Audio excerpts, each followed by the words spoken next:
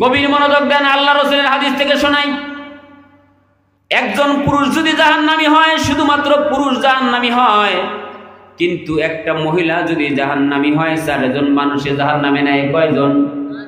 আরো জোরে, জোর হলো না। 4 শ্রেণীর মানুষ জাহান্নামে নেয়। মেয়ে যদি জাহান্নামে যায়, সঙ্গে করে বাবারে নিয়ে যায়। সুতরাং বাবা যারা মেয়েরে মার্কেটে পাঠান, একটু গভীর মনোযোগ দেন, একটু খেয়াল করেন। মেয়েটারে আপনি দায়ুস বানাচ্ছেন। মেয়ে যদি জাহান্নামী হয়, অবশ্যই বাবারের সঙ্গে নিয়ে জাহান্নামে যাবে। বাবার অনুপস্থিতিতে বড় ভাই যদি থাকে, মেয়ে যদি জাহান্নামী হয়, ভাইটারের সঙ্গে নিয়ে যায়। এর কয়জন হইল? কয়জন হইল? মেয়ে যদি জাহান্নামী হয়, বাবার এনে বাবার অনুপস্থিতিতে বড় ভাইরে জাহান্নামে নিয়ে যায়। আর মেয়ে যদি বিবাহিত হয়, তাহলে স্বামীর সঙ্গে নিয়ে যায়। আল্লাহরে বলেন আমার তো দোষ না, আমার স্বামীর সঙ্গে দেন। তার মানে মেয়ে যদি জাহান্নামী হয়, 4 শ্রেণীর মধ্যে 3 শ্রেণী হলো স্বামী। 4র্থ নম্বর শ্রেণী হলো বড় ছেলে। কোন ছেলে? কোন ছেলে? যারা বড় ছেলে আছেন ওয়াজটা শোনেন, যারা স্বামী আছেন কান খাড়া করেন, যারা ভাই আছেন বিবেক খাটান, যারা বাবা আছেন আকল খাটিয়ে চিন্তা করেন। একটা মেয়ে যদি জাহান্নামে যায়, 4 শ্রেণীর মানুষ সে জাহান্নামে। কয় শ্রেণী? 4 শ্রেণীর মানুষ। সুতরাং ওয়াজ মেয়েদের করা দরকার না পুরুষদের করা দরকার? তার মানে পুরুষের দরকার বেশি। পুরুষ যদি হেদায়েত হয়, এই 4 শ্রেণীর যদি সাবধান হয়, মেয়েরা মার্কেটে যাওয়ার সাহস পাবে। বাবা যদি সচেতন হয়, মেয়ে যাবে। স্বামী যদি সচেতন হয়, স্ত্রী যাবে।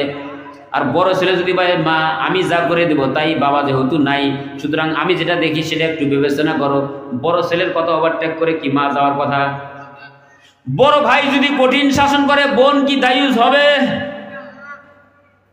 কিন্তু মা বোনদের তো স্বামীর দেওয়া জিনিস পছন্দ এখন কমই হয়। অমুক বাড়ির ভাই একটা জামা এনে দিছে, আরে কত সুন্দর জামা, আপনি এটা কি এনে দিচ্ছেন? এটা একটা জামা হইল নি? আপনাদের এলাকায় এরকম আছে? স্বামী কাপড় কিনে দেয়, স্ত্রী পছন্দ করে না, দায়ুস মার্কা স্ত্রী, এর মার্কেটে যাওয়াটা বেশি পছন্দ। ঠিক কিনা? বুঝে নেবেন কিয়ামত খুব কাছে। মহিলাদের মার্কেটে ভিড় যত বাড়তেছে, বুঝবেন কিয়ামত তত কাছে। কিয়ামত তত কত দূরে? কিয়ামত কাছে, কিয়ামত দূরে না। মহিলাদের ভিড় মার্কেটে বেশি। আপনি মা, আপনি বোন মার্কেটে যান, আপনার স্ত্রী মার্কেটে যায়, আপনার বোন মার্কেটে যায়, দোকানদার সুন্দর করে এরকম করে জামাটা ধরে 3 পিস পছন্দ হয় না, কিন্তু দোকানদারের উপরে এরকম করে জামা ধরে, দোকানদার আপনার স্ত্রীর গায়ে জামা, আপা আপনার যা লাগছে, বলে কি বলে না? আপনার স্ত্রী মার্কেটে যায়, আপনার মেয়ে মার্কেটে যায়, মজা লয় দোকানদার, মজা লয় কে? দোকানদার। গায়ের সাথে জামা লাগে, আপনারা যা লাগছে এইটাই নেন, এটা দিয়ে আপনারা বানাবে, বলে কি বলে না? কিয়ামতের আলামত এসে গেছে, তাই তো ঘরের নারী রাস্তায় নেমেছে। ঠিক না? কিয়ামতের আলামত এসে গেছে, তাই তো ঘরের নারী রাস্তায় নেমেছে। বুরকা পরে বুরকা ছেড়ে হাট বাজারে ঘরে ফেরে, কেউ বা আবার বুরকা পরে মুখটা খোলা রেখেছে। আছে না নাই? কেউ বুরকা পরে যায়, কেউ বুরকা ছাড়াই যায়। আবার কেউ বুরকা পরে কিন্তু মুখ খোলা রাখছে। আপনার পর্দা আছে? মুখ যদি খোলা থাকে, ফেস যদি খোলা থাকে, পর্দা আছে? এই যে মাহফিলের পাশেই মেলা হচ্ছে, এখানে মা বোনেরা ঘুরতেছে, দেখলাম অনেকেই বোরকা পরা, অনেকেই বোরকা ছাড়া, অনেকেই আবার আছে বোরকাও পরছে, বাট মুখ খোলা। পর্দা আছে? মাহফিলে এসে আপনার লাভ যতটুকু না হচ্ছে, তার থেকে ক্ষতি বেশি হচ্ছে। ঠিক কিনা? বুরকা পরে বুরকা ছেড়ে হাট বাজারে ঘরে ফেরে, কেউ বা আবার বুরকা পরে মুখটা খোলা রেখেছে। কিয়ামতের আলামত এসে গেছে, তাই তো ঘরের নারী রাস্তায় নেমেছে। ঠিক কিনা? নতুন শাড়ি এনে দিলে হয় না পছন্দ। আছে না নাই? ওই যে বললাম স্বামী কাপড় এনে দিছে, এটা ভালো না, অমুক বাড়ির আপারে কাপড় দিছে কত ভালো, তার থেকে বরং আমি যাই নিয়ে আসবো। নতুন শাড়ি এনে দিলে হয় না পছন্দ, সেদিন থেকে স্বামীর মনে রয় না একান্ত। গাল ফুলাইয়া চোখ রাঙাইয়া স্বামীর দিকে রয় তাকাইয়া। আছে না নাই? গাল ফুলাইয়া চোখ রাঙাইয়া স্বামীর দিকে রয় তাকাইয়া, ভাত খাবে না স্বামীর সাথে গোসা করেছে। কিয়ামতের আলামত এসে গেছে, তাই তো ঘরের নারী রাস্তায় নেমেছে। ঠিক না? কিয়ামতের আলামত। এক শ্রেণীর মা এবং বোন আছে, স্বামীরে কষ্ট দেয়, স্বামীর প্রাধান্য কম। স্বামী যদি হয় বেকার আর মহিলা যদি হয় চাকরিজীবী, এই আবার স্বামীর উপরে নির্যাতন করে, তখন শুরু হয় পুরুষ নির্যাতন। এরকম অবস্থা আছে না নাই? পুরুষ নির্যাতনের অবস্থা এই এলাকায় নাই, কিন্তু বিভিন্ন এলাকায় যাই দেখি পুরুষ নির্যাতনের অবস্থাটা বেশি। মার্কেটে যায় কথা হয় দোকানওয়ালার সাথে, মাছ বাজারে কথা হয় মাছওয়ালার সাথে, স্ত্রী যায় আগে আগে, স্বামী যায় তার সাথে। স্বামী নেয় মাছটা টেনে, স্ত্রী দেয় টাকা গুনে, যেন স্বামী বউয়ের কাছে বিয়ে বসেছে, কিয়ামতের আলামত এসে গেছে, তাই তো ঘরের নারী রাস্তায় নেমেছে। ঠিক কিনা? আল্লাহ পাক রব্বুল আলামিন এই এলাকার মা বোনদের হেদায়েত দান করুক বলে আমিন। যুবক ভাইদের হেদায়েত দান করুক বলে আমিন। যে কথা বুঝাতে যাচ্ছিলাম, কিয়ামতের আলামত আসছে জন্যই মা বোনেরা পর্দা থেকে এত দূরে। তাহলে তিন শ্রেণীর মানুষ, যারা পিতা মাতার হক সমূহ আদায় করে না, যারা নারীদের পোশাক পুরুষ হওয়া সত্ত্বেও পরে, পুরুষ যারা নারীর পোশাক পরে আর নারী যারা পুরুষের পোশাক পরে। তৃতীয় নাম্বার শ্রেণী হলো দায়ুস মার্কা মহিলা, যারা স্বামীরে বাড়িতে রেখে নিজেরা দায়ুসের মতো ঘরে। এই সমস্ত মহিলাদের দিকে আল্লাহ কঠিন কিয়ামতের দিকে তাকাবেন না। আর তিন শ্রেণী, যেই তিন শ্রেণীর ব্যাপারে আল্লাহ বললেন এদেরকে কখনোই মাফ করবেন না। আল্লাহ তাআলা এই তিন শ্রেণীর মানুষদেরকে মাফ করবেন না। দিলের কানটা লাগাইয়া ওই তিন শ্রেণীর ব্যাপারে জেনে নেই। প্রথম নাম্বার শ্রেণী হচ্ছে জেনাকারী। দ্বিতীয় নাম্বার শ্রেণী হচ্ছে বেপর্দা নারী। তৃতীয় নাম্বার শ্রেণী হচ্ছে যেই নারী স্বামীরে কষ্ট দেয়। ও মা, তোমারে তো স্বামীর আদেশ মানা তোমাকে ফরজ করে দেওয়া হয়েছে, তোমার জন্য স্বামীর অনুগত্য করা ফরজ। মা এবং বোনেরা, বেশি কিছু দুনিয়ার জমিনে তাদের জন্য না।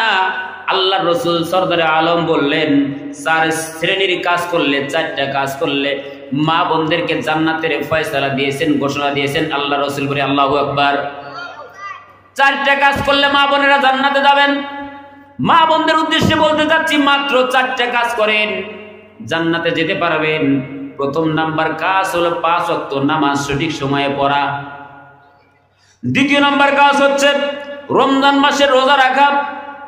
তৃতীয় নাম্বার কাজ হচ্ছে স্বামীর আনুগত্য করা, স্বামীর আদেশ মানা। চতুর্থ নাম্বার কাজ হচ্ছে লজ্জাস্থানের হেফাজত করা। কয়টা কাজ? কয়টা কাজ? আরো জোরে কয়টা? এই চারটা কাজ করলেই মায়েরা জান্নাতি হয়ে যাবে। মা বোনদের বেশি কিছু করা লাগে না, মাত্র চারটা কাজ যদি কোনো মা করতে পারেন, আল্লাহ রসুল বলছেন ওই মহিলা জান্নাতি। তার প্রথম নাম্বার কাজ হলো 5 ওয়াক্ত নামাজ পড়া, রমজান মাসে রোজা রাখা। আমাদের মা বোনেরা রমজানের রোজা ঠিকভাবে আদায় করে, কিন্তু 5 ওয়াক্ত নামাজ পড়তে গেলে মা বোনদের কষ্ট একটু বেশি। কথা কন ঠিক কিনা? মা বোনেরা নামাজের দিকে উদাসীন বেশি হয়। নামাজের ভিতরে যারা উদাসীন, আল্লাহ তাদের ব্যাপারে বললেন, আরাআইতাল্লাযী ইউকাযযিবু বিদ্দীনি ফাযালিকাল্লাযী ইয়াদউল ইয়াতীম ওয়া লা ইয়াহুদ্দু আলা তুআমিল মিসকিন। পরক্ষণেই নামাজীদের ব্যাপারে বলা হলো, ফাওয়াইলুল লিল মুসাল্লিন আল্লাযীনা হুম আন সালাতিহিম সাহুন। আল্লাহু আকবার। যারা নামাজের প্রতি উদাসীন, নামাজে অমনোযোগী, নামাজের প্রতি যাদের ভ্রুক্ষেপ নাই, এদেরও কোনো সার নাই।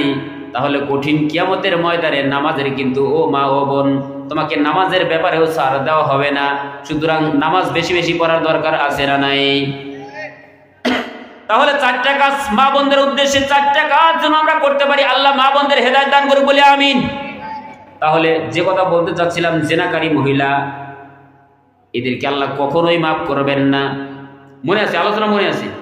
3 শ্রেণীর মানুষ যাদের দিকে আল্লাহ তাকাবেন না, 3 শ্রেণীর মানুষ যাদেরকে আল্লাহ কখনোই মাফ করবেন না। তার মধ্যে প্রথম শ্রেণী হচ্ছে জেনাকারী। আল্লাহ রসুল সরদারে আলম মুহাম্মদ রাসূলুল্লাহ সাল্লাল্লাহু আলাইহি সাল্লামের দরবারে এসে এক সময় একজন মহিলা বললেন, ইয়া রাসূলুল্লাহ, ইয়া হাবিবাল্লাহ, আমি জিনা করেছি, আমারে শাস্তি দেন। কি করেছে? কি আপনারা কি আবার রাগ করলেন নাকি? বললেন, ইয়া রাসূলুল্লাহ, আমি জিনা করেছি, আমারে শাস্তি দেন। আমি তো জিনা করেছি, আমি মারাত্মক ভুল করেছি। আল্লাহ রসুল বললেন, তোমারে তো শাস্তি দেব, কিন্তু তোমার তো বুক পর্যন্ত গিরে পাথর মারতে হবে, পাথর মেরে তোমারে দুনিয়া থেকে বিদায় করে দিতে হবে। মহিলা বললেন, আমার পাথর মেরে দুনিয়া থেকে বিদায় করে দেয়, আমি শাস্তি মেনে নেব। তবে একটা কথা হলো, আমি তো জিনা করেছি।